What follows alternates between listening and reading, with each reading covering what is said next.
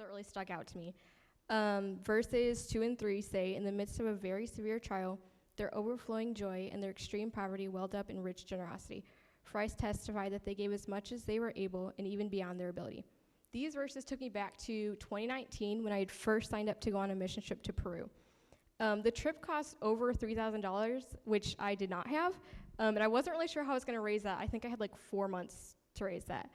So the pastor of my church had me go up in front of like the congregation and just talk about the trip and why I wanted to go and what I'd be doing.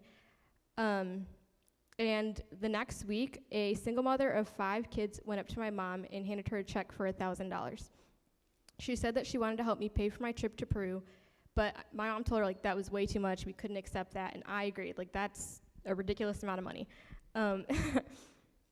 So the woman told my mom that she'd been saving up to put down a deposit on a bigger apartment or house for her and her 5 kids because they were just getting kind of crammed where they were living.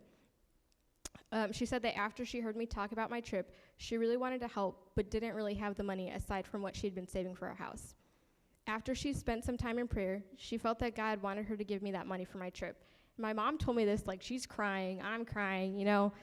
And that brings me to verse 12. For if the